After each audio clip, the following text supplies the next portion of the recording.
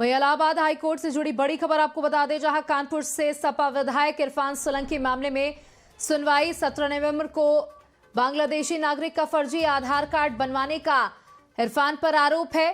कानपुर नगर में इरफान सोलंकी समेत पर मुकदमा दर्ज है। इरफान सोलंकी ने हाईकोर्ट से जमानत की गुहार लगाई है। वहीं इसी मामले पर प्रयागराज में इलाहाबाद हाईकोर्ट से जुड़ी ये बड़ी खबर आपको बता रहे हैं, जहां सपा विधायक इरफान सोलंकी की जमानत पर सुनवाई। इरफान सोलंकी के वकीलों की तरफ से कोर्ट में बहस पूरी। अब अगली सुनवाई पर राज्य सरकार की तरफ से होगी बहस।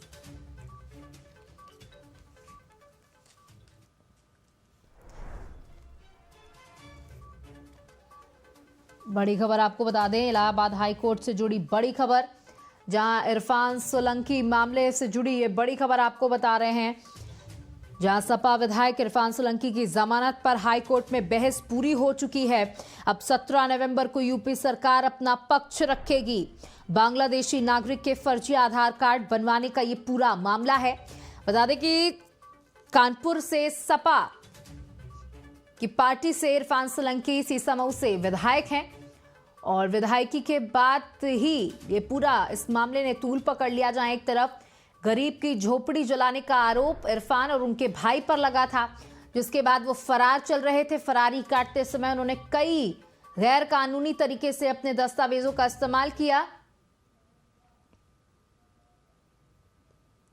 और हमारे साथ हमारे एसोसिएट एडिटर उमेश गोस्वामी जुड़ चुके हैं। जी उमेश, जहां एक तरफ सपा विधायक इरफान सोलंकी की तरफ से जो है उनके वकील ने अपनी बहस पूरी कर ली है, अब 17 नवंबर को सरकार अपना पक्ष रखेगी।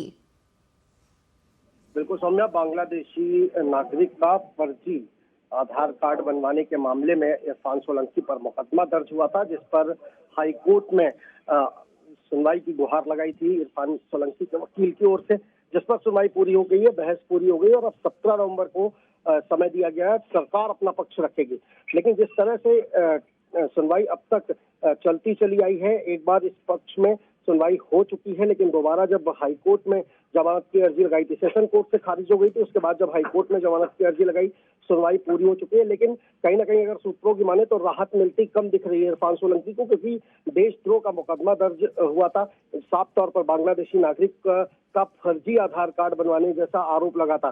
कई मामले और भी दर्ज हैं कानपुर में, और उसी बीच ये बांग्लादेशी प्रकरण भी सामने आया था, जिसके बाद मुश्किलें लगातार बढ़ रही थी इरफान की। जी बिल्कुल, जिस तरीके से जब भी इरफान सोलंकी जेल से बाहर आते हैं या कहीं शिफ्ट किए जाते हैं या कोर्ट जाते हैं, तो जब वो मीडिया के सामने होते हैं तो वो लगातार सरकार पर आरोप लगाते हैं। उनका कहना है कि उनकी लड़ाई है जो सीधे परिणाम में बदलेगी, और सरकार जिस तरीके की चीजें कर रही है वो बिल्कुल ठीक नहीं। कहीं ना कहीं वो सरकार पर इस पूरे मामले को लेकर आरोप लगाते रहते हैं।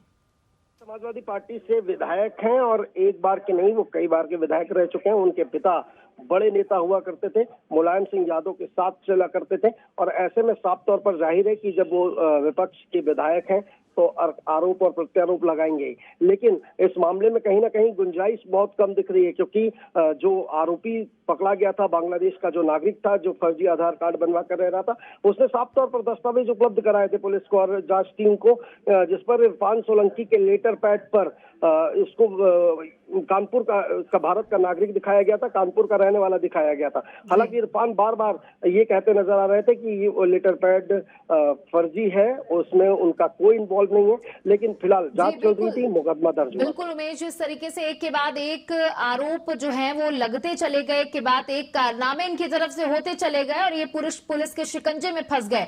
अब देखिए आने वाले समय पर पता चलेगा कि जब सरकार अपना पक्ष रखेगी तो कोर्ट की तरफ से क्या कुछ फैसला होता है। बहुत बहुत शुक्रिया हमारे साथ जुड़ने के लिए।